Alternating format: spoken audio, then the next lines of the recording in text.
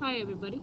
In this video we will talk about chemical and physical properties of metals and nonmetals. We've been learning about periodic table, we've been learning about the elements in the periodic table, the trends in the periodic table, but right now we will talk about how these elements behave physically and chemically.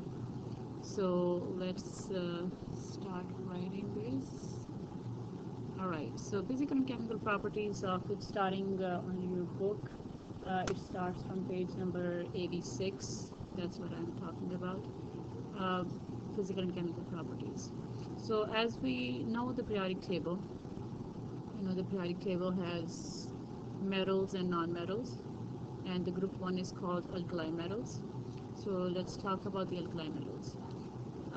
All of the metals in general, but specifically the metals, the group 1, 2, and 3, these few metals, are very shiny, soft, and silvery. They easily form ions, especially alkali metals. They are the most active metals on the periodic table because they only have one electron in their outermost energy level. So in their outermost energy level, if it's only one electron, so it's very easy to lose that electron. So that's what makes them very, very reactive, that they can easily lose that one electron sitting outside. So they react vigorously with water and air. Okay, so since they react with water and air, so we cannot really leave them alone sitting on a desk as in a dry format. They will react with oxygen in the air. It's not the whole air they react with, it's the oxygen in the air that they react with. So we need to keep them stored in the oil to make sure they don't react. And the reactivity increases as you go down the group. And the reason the reactivity increases is because the size of the atom increases. As you know that lithium has only 2 energy levels. So this electron is held by the nucleus very strongly. Whereas as you go down the group, the francium has like 7 energy levels.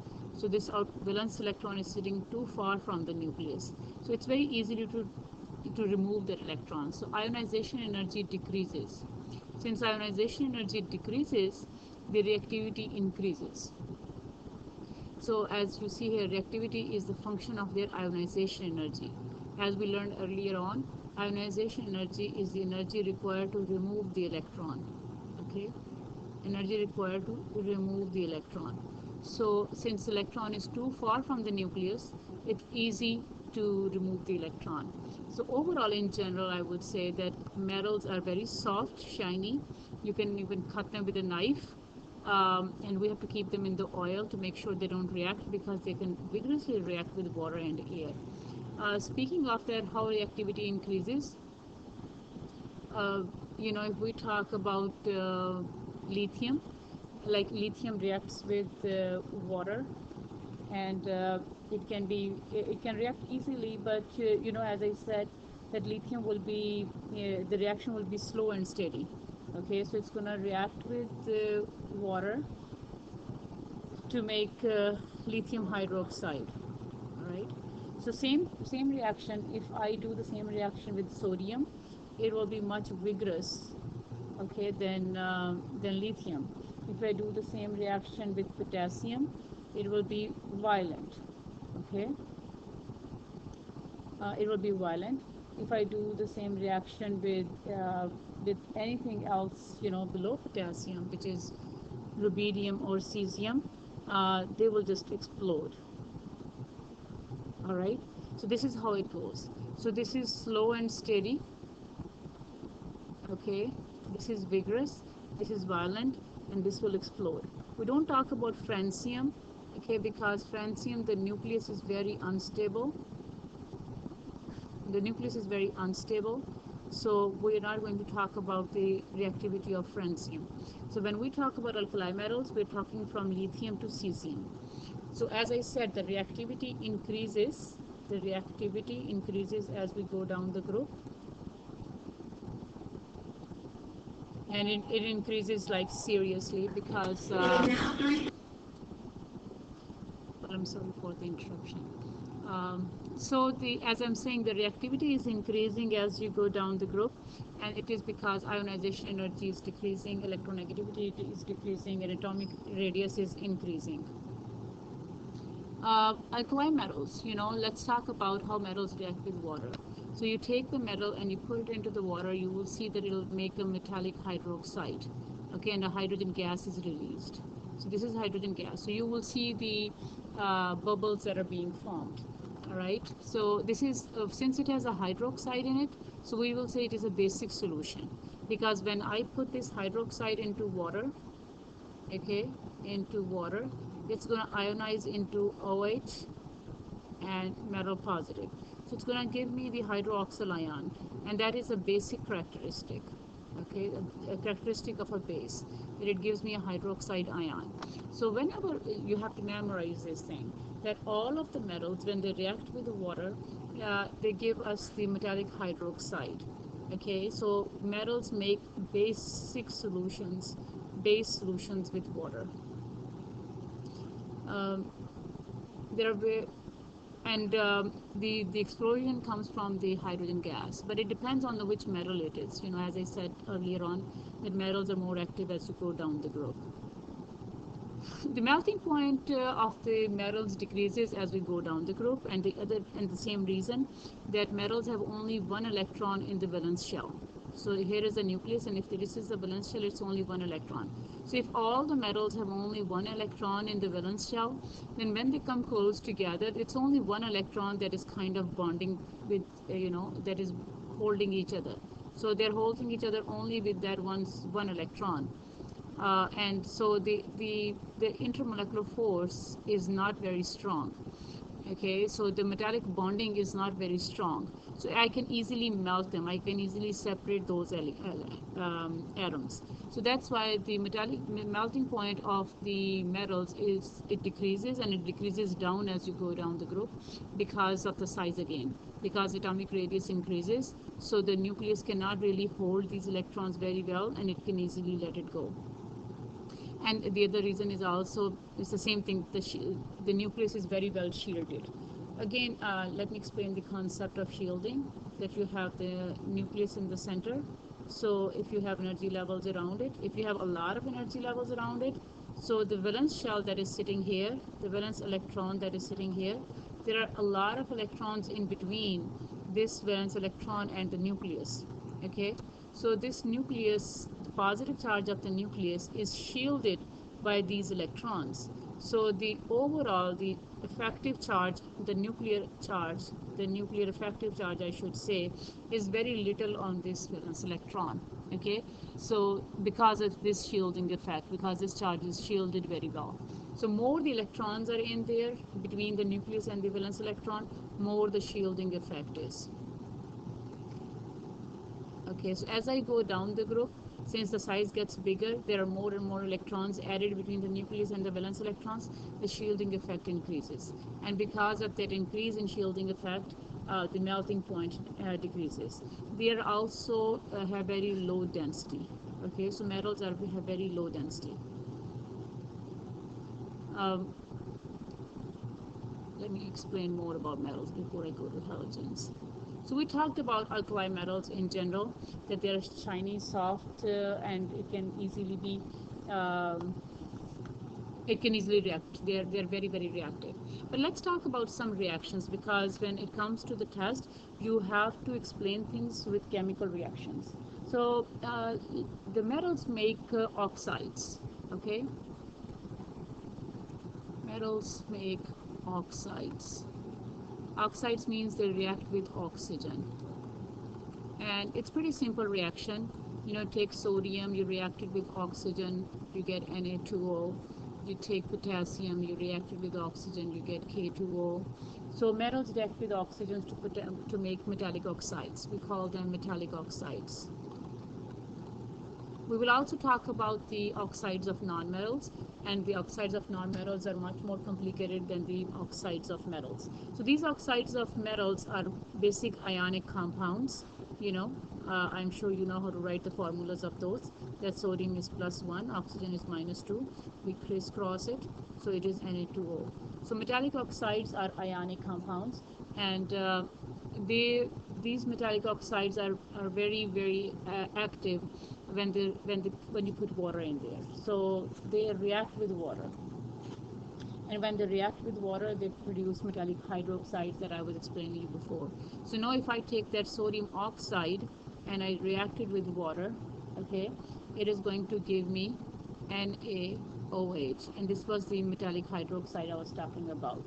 So same thing with I can have calcium CaO, and I put it in water, and it will give me CaOH parentheses 2. So in your test, there could be a question that will say that how metallic oxides are different than the non-metallic oxide, and explain it or describe it with chemical reaction or chemical equation. So if the question says that how metallic oxide is different than the non-metallic oxide, you have to write these chemical equations. You have to show me that the sodium reacts to oxygen to make sodium oxide. It can be sodium, or you can just, it can be a general reaction. So a metal reacts to oxygen to become metallic oxide, and then that metallic oxide reacts with water to make metallic hydroxide. So you will say that when metals react with it, they make basic solutions. All right. So that's all about metals. Have low density, low melting point, very active. They lose electrons very easily. Low ionization energy, low electronegativity, and larger atomic radius, larger shielding effect. So next thing we want to talk about are the physical and chemical properties of nonmetals. So when it comes to nonmetals, halogens are the most active nonmetals in the periodic table. Halogens are poisonous, colorful, diatomic molecules. They can easily form ions. Again, they are as active as the alkali metals are, because it's very easy for the alkali metals to lose one electron, and it's very easy for halogens to gain one electron. Okay, so they are equally active. They are active metals, and these are active nonmetals. Because it's very easy to gain an electron, they can easily be reduced. So you see that they're colorless. This is a chlorine gas, bromine is a liquid, and iodine. Again, same story that we can talk about oxides first. That halogens react with oxygens to make covalent oxides. And covalent oxides are not as simple as the metallic oxides were, because covalent oxides are a little bit complicated. They're not as straightforward as you write the formula for metallic oxides. And then, of course, those halogens, the diatomic halogens, react with water. And when halogens react with water, they make halogenic acid. And so all of the nonmetals, when they react with water, they make acidic solutions. So nonmetals react with water to make acidic solutions, and all the metals react with water to make basic solutions. So this is one difference. But let's talk about the non-metallic oxides. As I said, non-metallic oxides or covalent oxides are not very straightforward, as it was the example of sodium and oxygen. So there are covalent oxides that we talk about. We have carbon dioxide, sulfur dioxide, sulfur trioxide, diphosphorus tetroxide, and I'm sure your favorite polyatomic ions. If you look at your book on page number 86, there is a list of polyatomic ions. You need to memorize all of those polyatomic ions. Okay, so you need to memorize that this is carbonate. You need to memorize that this is oxalate. This is nitrite. This is nitrate. Of course, there are some basic rules for oxy ions, oxo anions. That the rule is pretty simple. That if you have sulfite, or if you have sulfate, and you have phosphite, and you have phosphate, and I gave you already nitrite, let's say anything that has a less number of oxygen, it's ite. So between 3 and 2 is less, so it's ite. 4 and 3, so this will be sulfite. So this will be phosphite. and anything that has higher number of oxygens will be 8. So, and if this is the maximum number that carbon reacts with, then this will be 8 as well. Okay, again, this is oxalate. So, but then you have another hypochlorite, you have ClO minus 1.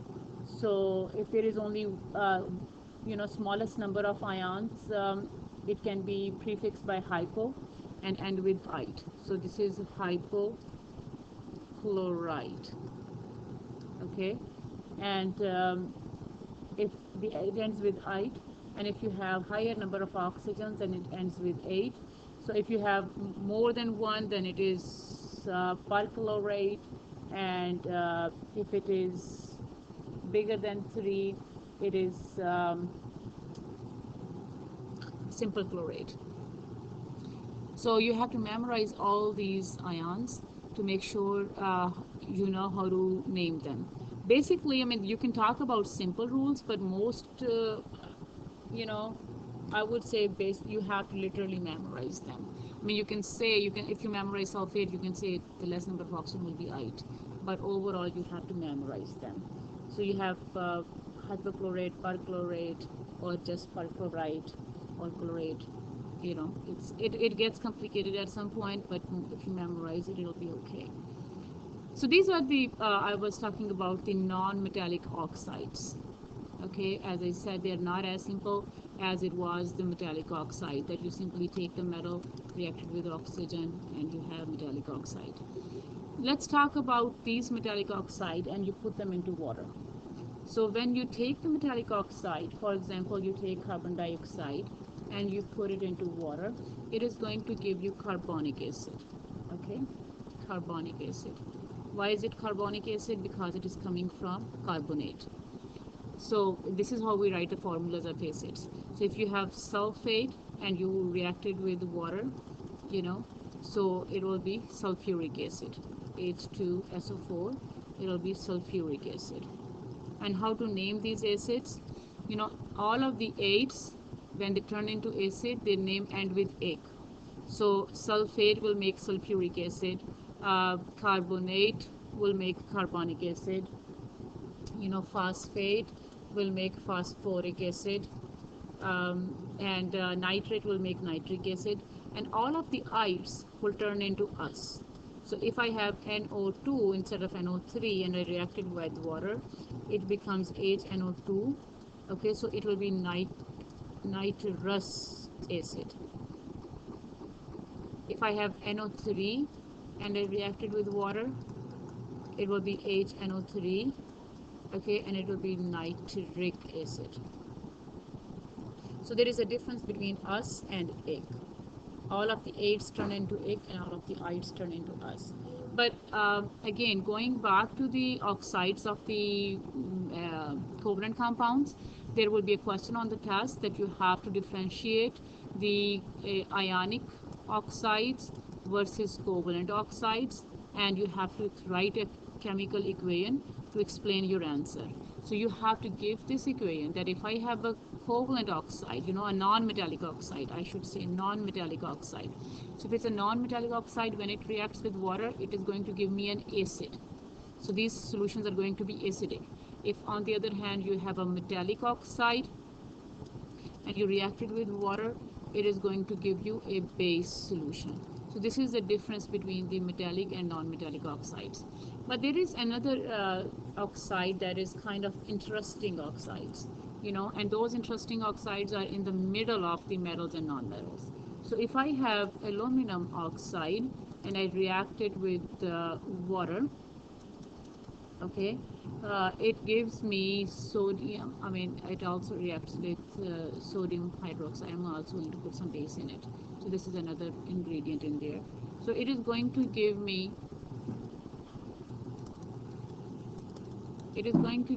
the sodium aluminate, and this sodium aluminate has the properties of both acid and base. Okay, we call them amphoteric. Amphoteric means they have the properties of both acids and bases. So if I look at the periodic table, the periodic table goes from sodium, magnesium, sodium, magnesium, aluminum, silicon, phosphorus, sulfur, chlorine. So up until this point, these are the metals. So their oxides will make basic solutions, all right? These will make amphoteric solutions, and these will make acidic solutions. Okay, so keep that in mind, that as I go through the period, this is the period 3 trend. Okay, trend of period 3 elements. So these are period 3 elements, and when I make their oxides, what I'm doing is I'm taking all these elements and I'm reacting them with oxygen. So my point here is that when these metals react with oxygen, they make basic solutions. When these elements react with oxygen, they make amphoteric solutions, which are good for both acid and base. And when non-metals act, they make acidic solutions. All right, so this is what we were talking about on the previous slide, that X represents your diatomic halogen, and it's a aqueous mean it is that halogen is dissolved in water. Okay, so it's a solution of halogen. These covalent compounds are slightly. All right, so I was talking about that halogens are slightly soluble in water because they're non-polar, and they make very weak van der Waals forces with water molecules. So they cannot be easily dissolved in water. But a little bit of it, that whatever can be dissolved, when we make a solution of it with water, it gives me, hold on 1 second. Okay, so when I dissolve the halogen in water, it gives me this HX, okay, the halogen acid, and the halogen oxy acid. Okay, this is a very weak acid. So where X, this is the halogen, all right, and this whole thing is a very weak acid, and of course this is oxygen. This is acidic solution because it can easily give out the hydrogen ions, and this can also give out the oxygen ion. So what happens is that HOX compound can easily donate oxygen. Okay, so it is a good oxidizing agent. Okay, it is a good oxidizing agent because it can easily give out that oxygen. So if we talk about, let's say, chlorine, and I react it with water, what I get is the hydrogen ion, a chloride ion, and the hydrogen oxychloride. So this hydrogen oxychloric acid can easily give out oxygen to oxidize color dyes, and it can make it colorless. Okay, so this is what the bleach is. Okay, where it can easily give out oxygen to oxidize things, and it converts the colored solutions in colored dyes into colorless products. It can also turn the litmus paper red, which is also another indication of the acidic solution. Which, all right, I think this is good enough. But these are also very toxic. These HOCl compounds are very toxic to microbes. So they can be, that's why we use chlorine as a disinfectant, for water treatment. So overall, in general, you need to know that most of the halogens, they react with water to make acidic solutions, and this compound that they make, that we call it HOX, where X is the halogen, these are good oxidizing agents because it lets the oxygen go, and the whatever is left behind, the conjugate acid thing, it is a good oxidizing agent, and it reacts very easily. And this ability of halogens to react with water, it decreases as we go down the group.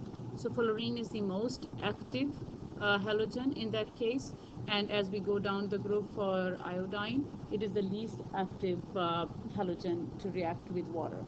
So this is in general, as I said, we were talking about the halogen acids. As it says here, this is an acidic solution. Hydrogen ion is formed. That is why it is acidic. and HOCl is a bleach. This is what I was explaining. So it will eventually turn the colored dyes into colorless dyes, and reactivity decreases down the group because of they cannot accept the electrons. Every halogen cannot accept electron at the same speed. So the next thing you want to talk about is the why halogens are very much reactive. So halogens are very reactive due to high electronegativity, and they are good oxidizing agents, as I was talking about earlier, because they can accept electrons very easily, and they react with halide ions as well. So halogens react with halogens. Okay, so they're good oxidizing agent. Oxidation itself means loss of electron. Okay, reduction means gain of electrons, but the one who is reducing is called an oxidizing agent, and the one who is oxidizing is called a reducing agent. So for example, in this case I have chlorine, a diatomic element, and a bromide ion. Bromide ion means it has gained electrons. Okay, so you have to keep that in mind, that this bromide ion means it has gained electrons. So to make it neutral, what needs to be happened? That it has to lose the electron, right? The extra electron that it has gained, it has to lose that electron, and who's going to gain it? Chlorine will gain it. So so this is called an oxidizing agent because it is helping it to lose that electron. So chlorine will be good oxidizing agent. So that's what I'm explaining here, that the oxidizing ability of the halogen decreases as we go down the group. So fluorine is the most active oxidizing agent, and iodine is the least active oxidizing agent. So any halogen is fluorine, chlorine, bromine, and iodine.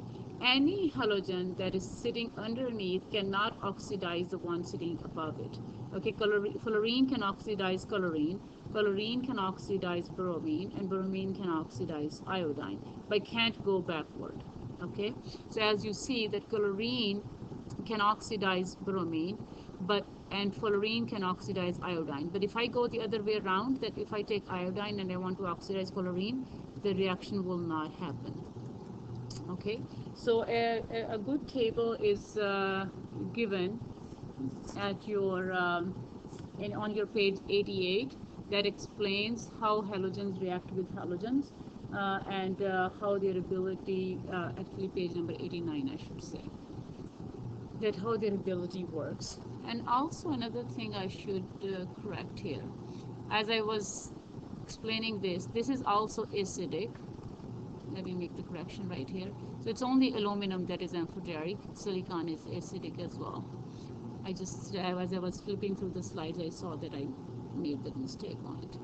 Anyway, so this is what we are supposed to know, that how halogens react, how halogens have the ability to oxidize other halogens. So nonmetals have higher melting points because of the stronger forces, and they are diatomic halogens, and the attraction between them gets larger due to the larger mass and gravity and stronger van der Waals forces. Alkali metals also react with halogens because they are the most active metals. These are the most active nonmetals. So most active metals and nonmetals react very fast, and they make salts. So as the reactivity increases as you go down the group. Again, same thing for metals, they're more active as you go down the group. Okay, and for non-metals, they're more active as you go above the group. So this is how the activity works. Properties of period 3 that I had explained before, the sodium, magnesium, aluminum, silicon, phosphorus, the metals form oxides with ionic and basic. So I was explaining this, that how metals have oxides, basic solutions, and non-metals have acidic solutions, and metal oxides are white solids with high melting point and boiling point. Okay, and alkaline metals can also neutralize acids because they are basic in nature, so they neutralize acid. Properties of the period, again, same thing. I went through this whole thing, that aluminum oxide is the one that is amphoteric. Okay, and these are more of the covalent oxide. This is more of the acidic oxide, and they have a high melting and boiling point. And amphoteric means that it can be dissolved in both acid and base, or it can neutralize both acid and base. Properties, Here again, non-metallic oxides have no melting point. So metallic oxides have high melting points. Metallic oxides have high melting point. Okay, and non-metallic oxides have low melting point. And that's about it. All right, so I mean, these slides were up in the front, but I had already covered the material. So this completes your unit of periodicity that talks about the trends of the periodic table, the physical properties of the periodic table, and the chemical properties of the periodic table. So you have to complete this and complete all the practice questions at the end of the chapter. And as we move further on, we will have to take a couple quizzes and test for this unit. So thank you very much for paying attention. Thank you. I'll see you in the class. Bye-bye.